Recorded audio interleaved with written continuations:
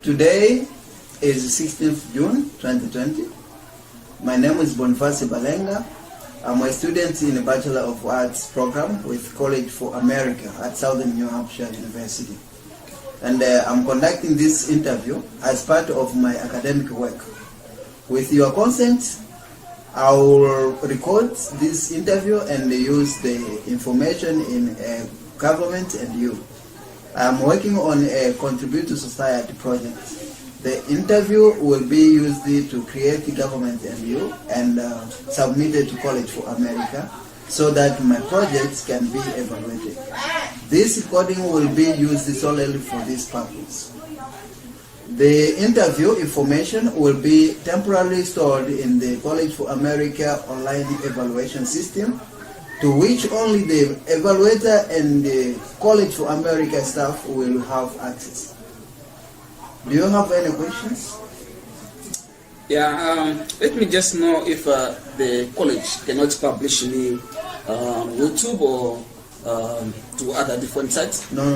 There is no publication of a YouTube thing, because as I said, that is where this information will be stored is the online system of College for America, and it's only evaluator and the College for America staff that will be accessing this video. Alright. So there is no one who can publish it in the YouTube or other sites that you know. It's not about publication, but it's about academic work. It's just to evaluate my work and also give feedback like that. Always.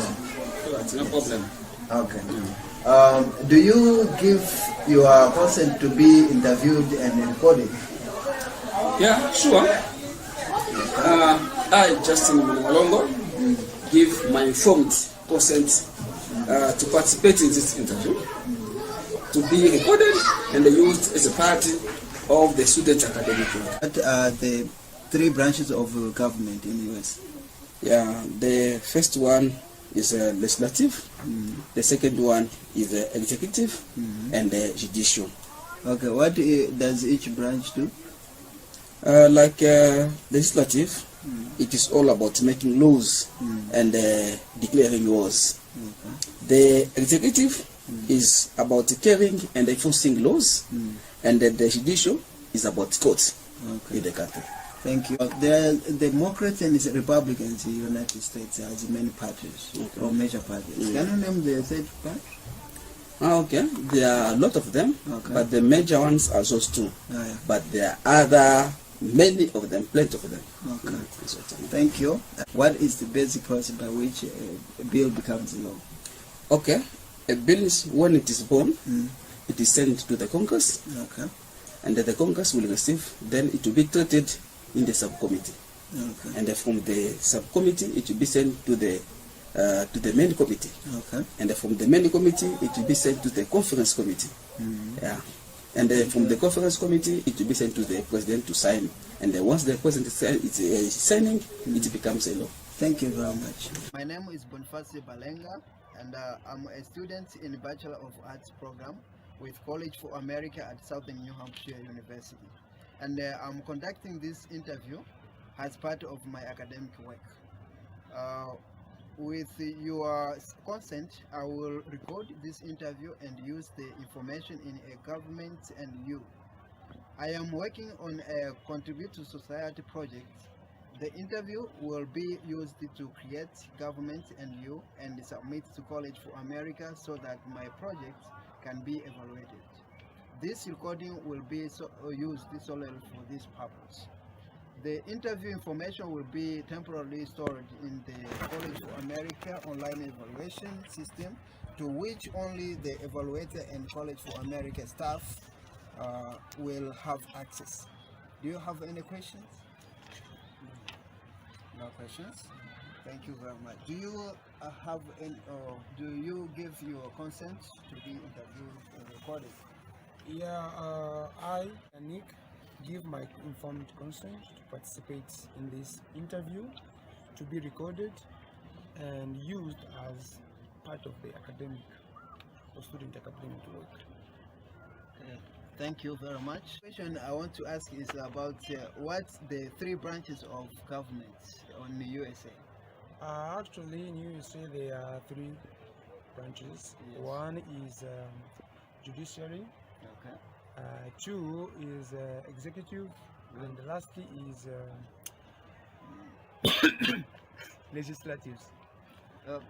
Legislative, executive, and the judiciary. Yeah. Three. Okay, thank you very much. And the next question, what does each branch do? According to you, what does each branch do? Executive, basically In US, there's two parties like Democrats and the Republicans. Can you name the first part that you know? minor and I think they are minor. The minor American public. The minor American Party. What is the basic process by which a bill becomes a law? Actually, the members of the Congress introduced the bill to the Congress party or the subcommittee. Then the subcommittee will have to evaluate it. After the evaluation takes place, then they will send it to the president. The president will sign. If the president does not sign, meaning it will not be introduced to the public. Okay. But if he signs, then it becomes a law. thank you very much. That was the interview on the US government. Now I will introduce to you some of the terms about the US government. I will discuss in this video about the branches of government, the checks and balances, the history of the two-party system in the United States of America, as well as how a bill becomes the law. Now let's look at the branches of US government. There are three branches of US government that are legislative, executive, and judicial. The role of the judicial branch is making decision on the laws passed by the legislature. They also give directions on how to apply those laws correctly and checks whether the laws are constitutional or unconstitutional. In this branch, there are magistrates and judges who make the interpretation of the laws. Checks and balances.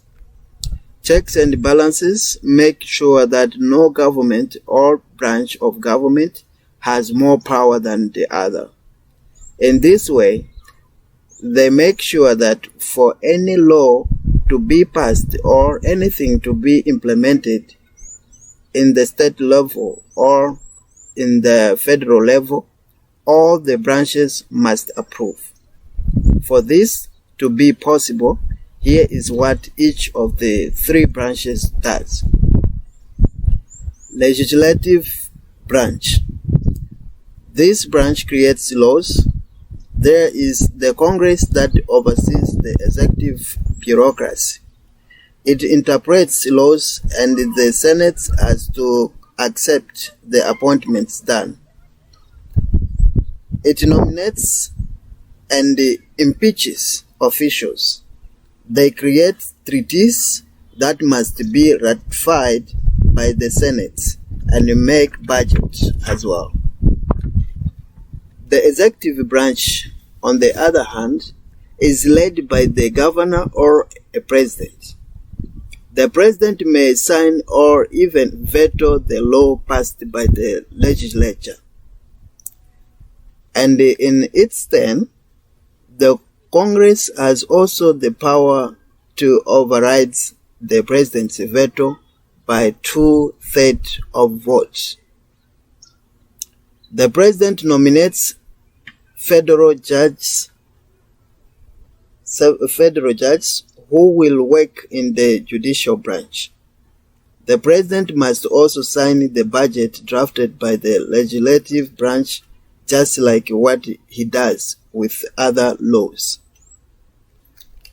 The judicial branch, the courts have the power to find and declare laws passed by a legislature and signed by the president unconstitutional. The same courts may also find some of the executive decisions or actions unauthorized. According to what we just said here, no branch can make decisions on its own and implement it without approval of other branches. The history of the two-party system in the United States of America. A two-party system is the dominance of the two major parties of the United States. Approximately all elections on all levels of government, the winners are the members of one of the two major parties. The U.S. Constitution was written in 1787, ratified by the states in 1788, but took effect in 1789. There were two groups. One was that of supporters of the ratification of the Constitution, actually called Federalists, and the opponents of the ratification called Anti-Federalists.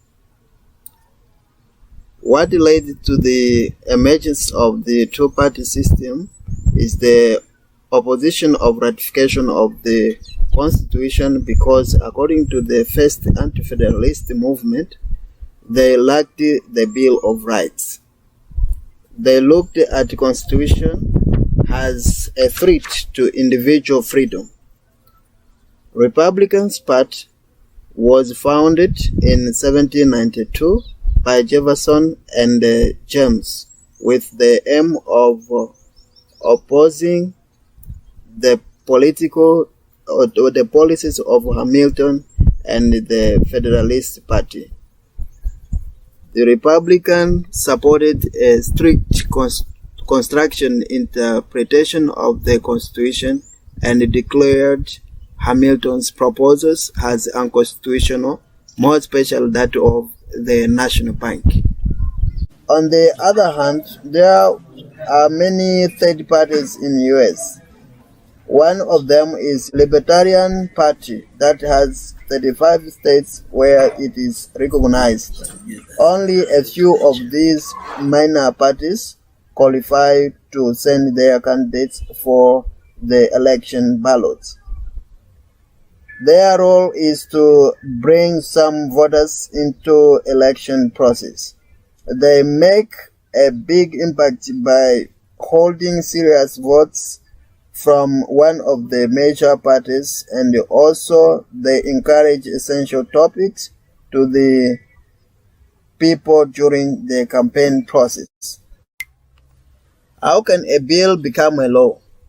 An idea is written either from citizens or the Congress members. The ideas are written by the elected people of Congress, and they write them in form of bill. Introduction of the bill. The written bill is then shown to the members of Senate or the House for analysis. The bills are mostly placed in a hopper after they are written.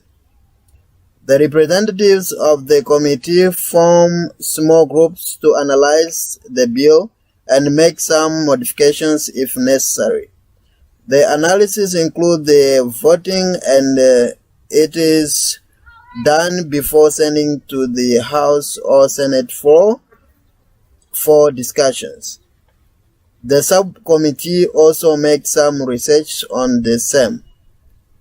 Review of the bill. Mostly, the committee delegates the subcommittees to make further studies and make modifications through the same process of voting before referring it back to the main committee. Committee markup. The meeting is called for markup of the bill. The public hearing is done. Reports is written and put on the calendar. If the committee votes against the bill, it dies. But if voted, the report goes by ordering of a bill reported process. The full chamber has to vote for the bill to approve and amend. After passing in this stage, the bill is referred to other chambers and follows the same procedures up to the floor.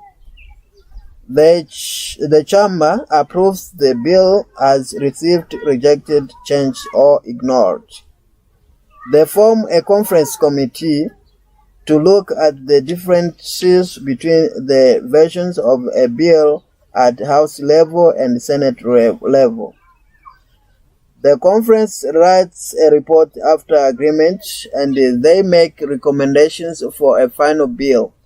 When the report reaches the House and Senate, they must approve the report for it to pass. Wow! Now the bill is sent to the President for the final approval or disapproval. If the President likes the bill, he signs it and it becomes the law. If the President takes 10 days without signing the bill while the Congress is in session, again the bill is published and it becomes the law automatically. If the President doesn't like it, he can veto it to reject the bill, overriding a veto. The Congress may override the veto by voting for it again. There must be 2/3 of the Congress members voting in favor of the bill, and in this way, the President's veto becomes overruled. Thus, the bill becomes the law.